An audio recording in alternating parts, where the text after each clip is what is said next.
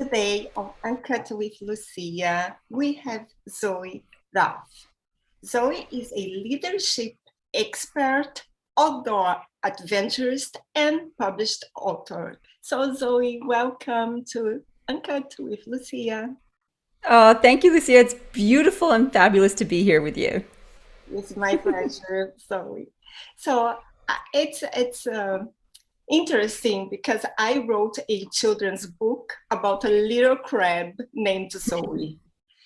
And Zoe moves to Australia. So you, Zoe, were born in England, That's raised in right. Canada, yeah, raised in Canada, and That's ended up moving to Australia. So can you tell us why you decided to move to Australia? well, first of all, I didn't really decide to move to Australia. It was just meant to be a 13-month adventure. So I applied and got a job with Outward Bound, which is an outdoor adventure. And I'd been doing that kind of work in Canada, leading canoe trips for a number of years. And I thought, oh, I want to do this kind of work year round. Let's go somewhere really far away. Australia was on the other side of the planet. And so I arrived with a 13-month mission. And that extended into 9 years with that organization. And they sponsored my residency here. And then I became a citizen. And before I knew it, I was kind of just Australian, embedded here, imported, and stayed. That's amazing. Wow, that's like a dream to be, for me at least. I really would like to visit Australia, and I don't know if I would come back. It is pretty spectacular country. It is a beautiful place to live and work. That's for sure. I love it here. Mhm. And so your last book is called People Stuff. That's right. Would you like me to flash it for you? Here we go. People People Stuff. stuff, beyond personality problems, an advanced handbook for leadership. Yeah, Yeah, but can you tell us what People Stuff is about? absolutely. So the genesis of this book was in my work with leaders, and I work with leaders across all sorts of different sectors, from higher education to agriculture to professional services, you name it. And I asked them, what is their number one challenge? It is always, they said, the people stuff. Sometimes literally using that language, the people dynamics, the team dynamics. They can't get their executive to work collaboratively, and so on. So a lot of their biggest concerns were around the people dynamics, and it was keeping them up late at night and worrying about it and trying to figure out how they could untangle some of these issues. So the book came as a result of that.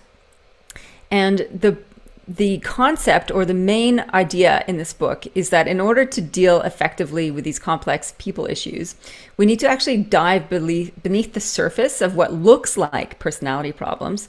And it's usually something more benign in some ways and easier to solve, and it usually relates to systems. So the book is about developing our perspective on how we see ourselves as leaders and how we can change that to be more effective, how we see others, and looking at different maps to understand the dynamics that are at play that cause some of these challenges, and perspective on the bigger picture so that we can continue to have an impact with bigger and better results year after year. So perspective is really the key to it all. And in the book, I offer a bunch of different frameworks and maps to help leaders unpack some of that. Oh, People Stuff won the Book of Year in 2020. Am I That's right? right. Yeah. That's right. It won Book of the Year at the Australian Business Book Awards, which is amazing. Blew my mind, never expected it. It also won the HR Manager category and was finalist in Leadership and Book Cover Design. I thought the book cover was pretty cool. And that was from my friend and colleague, Lynn Kazali. So she did all of the hand-drawn illustrations in the book as well. So it's got little diagrams and people icons throughout here, and that's all her work. So yeah, it took out a bunch of prizes, which was so exciting. It was a real shock to the system, to be honest.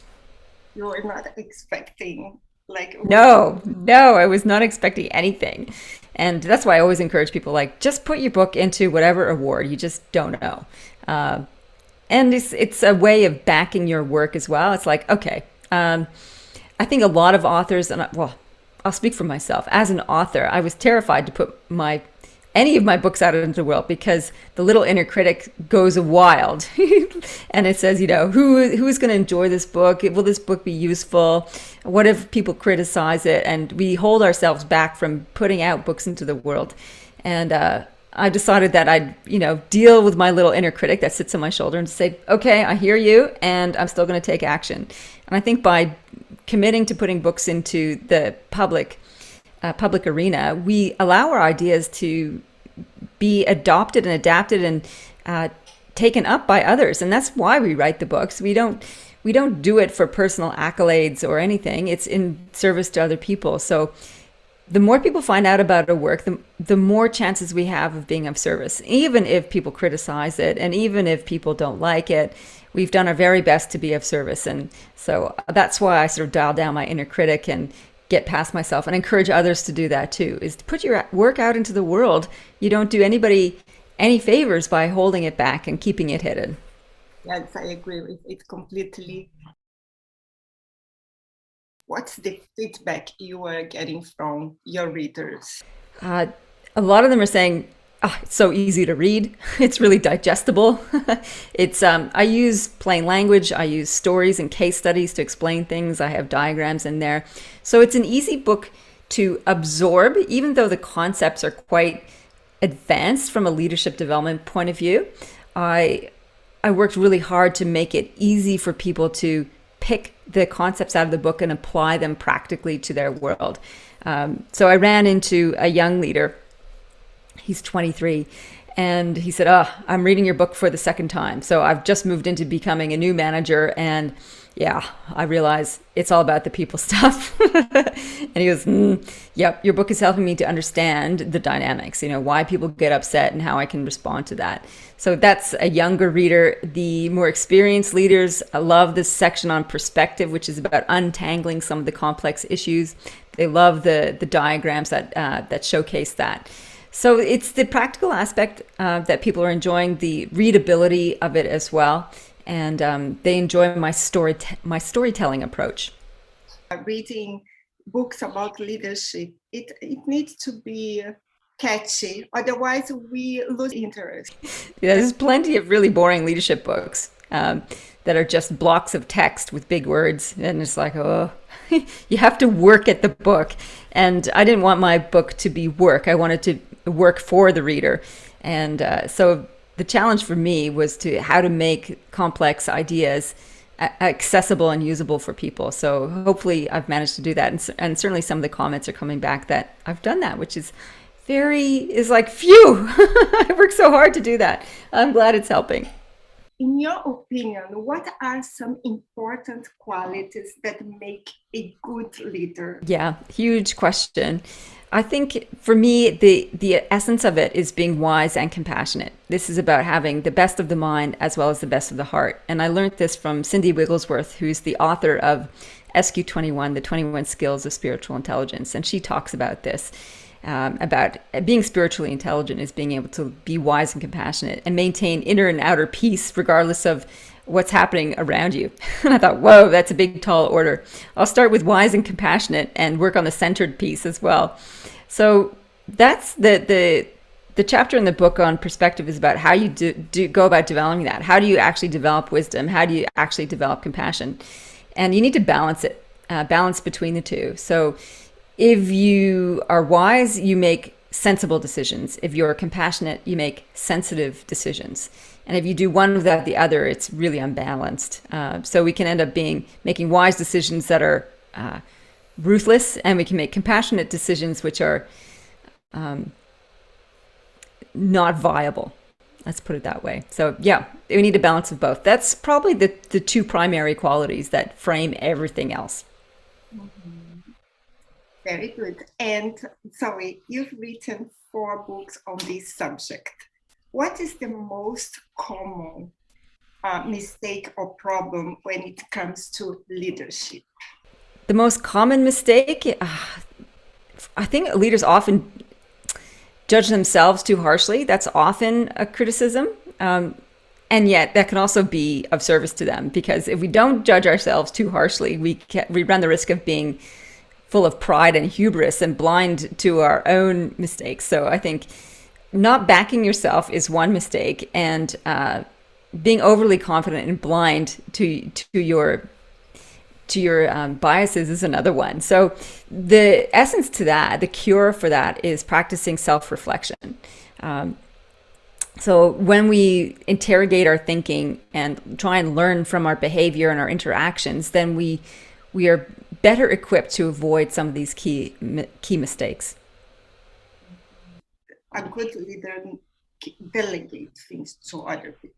But some leaders, they just think that because they are in this position, they lose the compassion. You're absolutely spot on. And Decker Keltner wrote a fabulous book called The Power Paradox. And he talks about this whole dynamic that happens when we rise to power. So we get given power, gifted power by the people that we serve. So when we first start working in contribution to a community or to an organization, to our team, we get recognized for our contributions because people say, hey, you're really about helping others. We're going to put you in a position of leadership that comes with authority, comes with privilege. And that is an incredibly energizing experience to have all of a sudden all this power. And what Docker wrote about, he's like, when that happens, we get energized by this, and we end up sometimes, if we're not careful, turning our gaze away from the people we serve and turning it onto ourselves. We get really interested in maintaining and keeping our power because it feels so darn good. And he also found that because of this chemical change, almost, he calls it almost like a type of brain damage when we get power, that we lose our capacity to empathize. And so we become less attuned to what's going on in the people dynamics because we get separated from them because of this power thing. So, and the other thing that we end up doing is that we can become impulsive. Impulsive in terms of food, drink, inappropriate relationships and flirting and that kind of stuff. So that's two of the traps of power that he talks about that are really the traps of hubris, which is pride.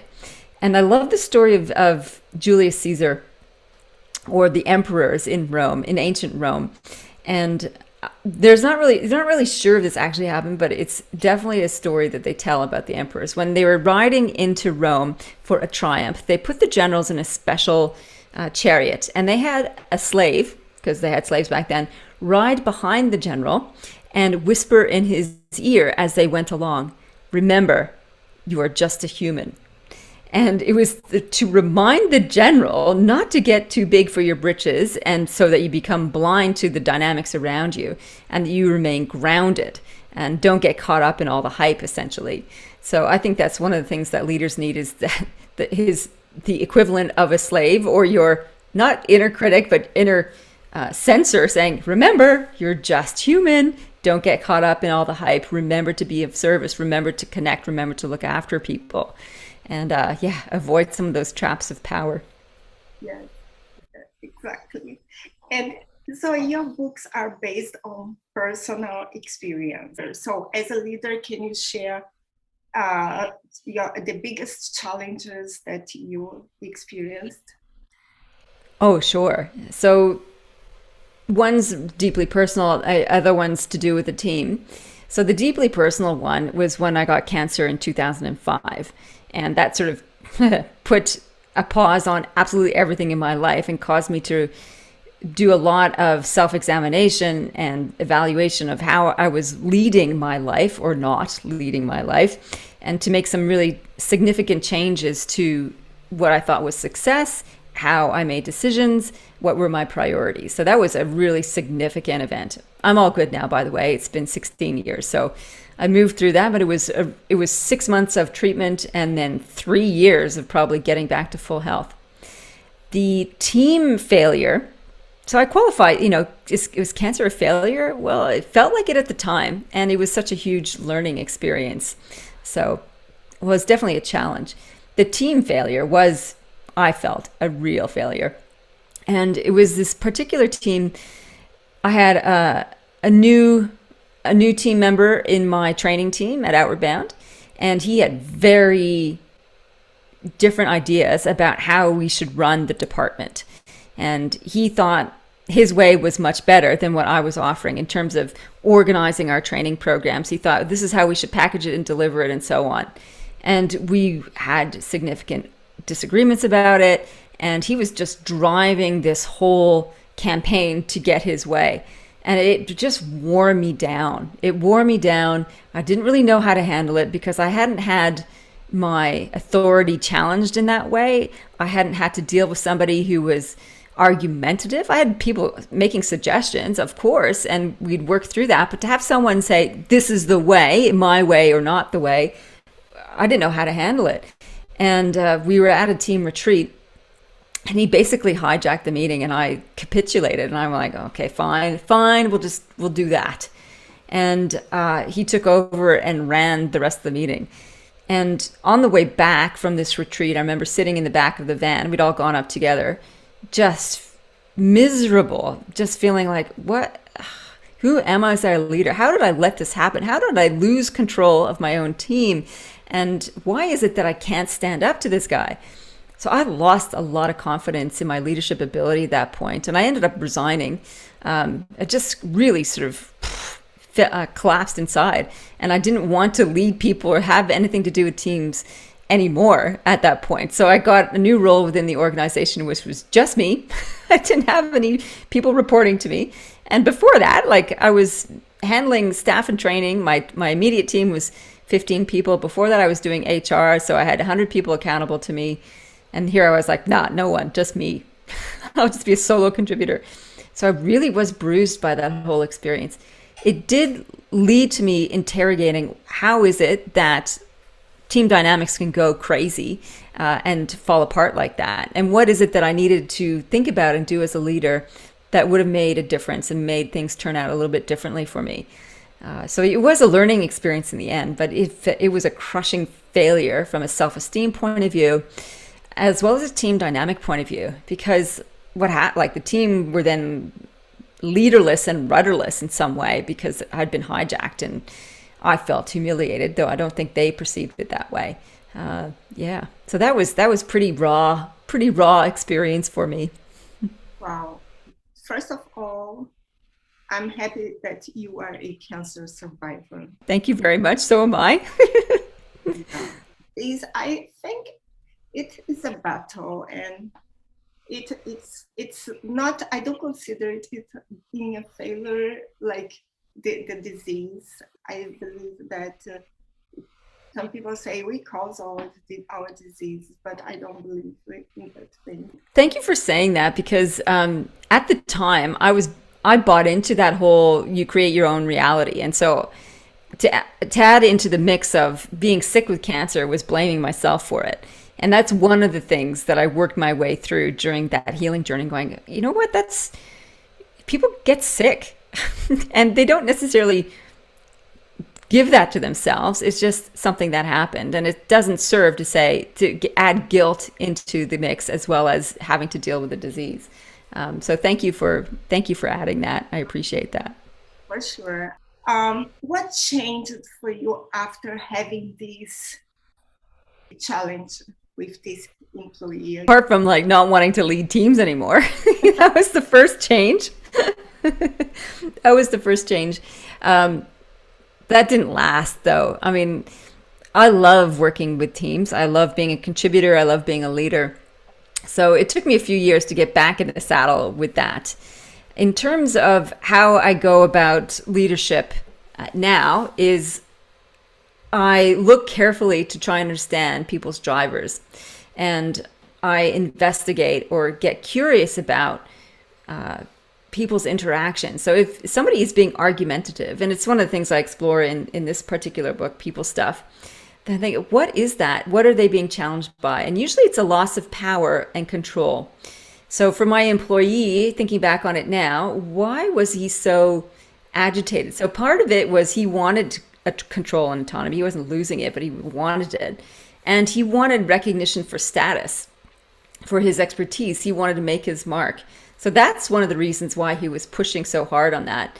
It wasn't necessarily that he was critical of my leadership, though he did use that as a weapon, saying, you're not stepping up, you're not doing. So he lashed out. But a lot of it was to do with him not feeling competent, capable, or able to make his best contribution. So as a leader, I think I rewind, how would I have done that differently? I think I would have worked harder to give him a space and a place to have his expertise recognized, and to work more effectively with all of my team members to feel that they all had their expertise recognized, and also set the tone for collaboration more.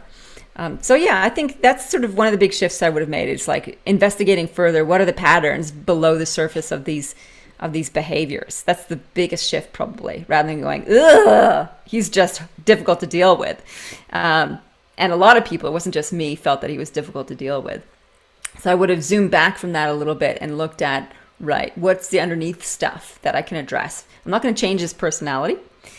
There are some systems in place that I can probably address in terms of the team dynamics. And that's probably the biggest leverage point I've got from my leadership journey with regards to that particular challenge. Wow, I like, I cannot judge. Like, I don't think I would also have the same like what I want to say is when I had also employees when I worked in an airline company, and sometimes people start pushing, and it's difficult to keep like calm and do not take it personally. Sometimes I'm going to edit it. I'm sorry, but yeah, sometimes it's difficult. We know, like, we have to do it, we have to be calm, but sometimes when it happens, we just lose our minds. And also you ended up leaving your work because of this. And I always believe that the changes are always good for us. I always think that if you didn't stay there, is because something bigger is coming. And you see, you have your own company now, and you have your own employees. Yeah. So Yeah, and yeah, we still have problems. So small teams, and we are a relatively small team, we still end up having challenges. And so I lean into that now and go, right, okay, I'm going to take a dose of my own medicine and look beneath the surface about what the dynamics are. Look at what is driving that. Look at the systems that we have in place and how do we fix that up. And how is a really big important question is, how have I contributed to the problem?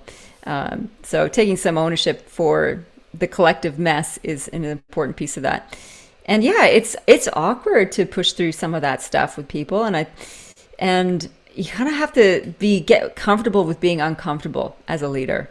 And that's sort of one of the things I've learned along the way as well.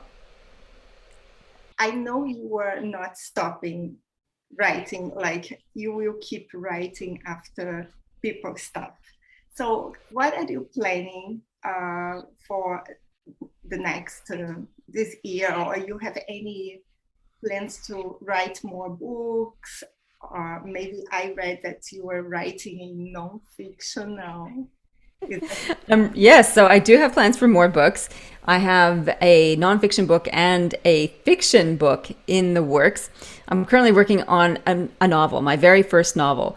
And so that came about because I did a writing course last year while I was writing people stuff, and it really inspired me back to the love of language and the art of writing. I'd forgotten that it's actually a pleasure and a joy, as opposed to something that you've got to churn out as part of my business practice. I'd lost a little bit of the luster for it, or the writing had lost some luster for me, I should say.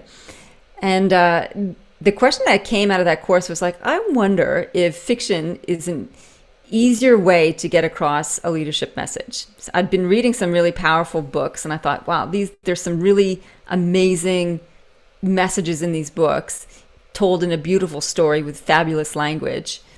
How about I try that as a vehicle for exploring leadership messages, as opposed to a very didactic nonfiction way? So that's what I'm playing with right now, and it's a whole different kettle of fish. It's a whole new way of piecing together a story. So my instructor, Stephen Kotler, who ran the Flow for Writers course, which is the writing course I did, he said, because I asked him what's the difference between nonfiction and fiction, he goes, nonfiction advances an idea, fiction advances a life, a story of a person or people.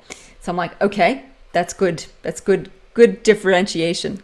And then there's all, so I've been madly learning about novel structure and plot and all, and character development, all this kind of side of things, which didn't necessarily need for the nonfiction book. So that's the novel that I'm writing. And then the second book, the nonfiction book, will be a book on leadership and power. So I got really interested in the power dynamic when I did research for People Stuff, and I read Dacker's book on power, and I think that's a really important part of leadership that actually doesn't have a lot of literature on it. And so that's my next nonfiction book. Will be a book on leadership and power. Yeah, and hopefully will be as successful as People Stuff. Who knows? But I write it in service for others. Who knows if it'll get awards or not? But certainly I'll throw my hat in the ring. That's for sure. So, Zoe, where can our viewers find you and, of course, your book? Okay, so you can find me on my website, zoerouth.com. That's Zoe, Routh like mouth with an R, ROUTH.com. I hang out on LinkedIn as well quite a lot, so you can find me there. I have a leadership podcast called the Zoe Routh Leadership Podcast, where I put out episodes every week with interviews with authors, experts, and CEOs and leaders in the field, as well as share my own insights. My book you can find on any of the audiobook platforms, as well as any of the other online bookstores, and as well as if you want a signed copy from my own website at zoerouth.com. Excellent. So, Zoe, I wish you can come again when you write your next book. It was very, very nice to have you here today. Oh, thank you so much for having me on, Lucia. It was a pleasure. I really loved your questions, and your energy is fabulous. Thank you. Thank you, Zoe.